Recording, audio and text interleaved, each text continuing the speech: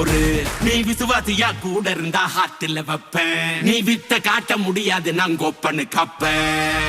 இவனாம் ஜெகதம் எலுமிகளாங்கான சீரும் சிறப்பா முடியும் சம்பவ சீனு.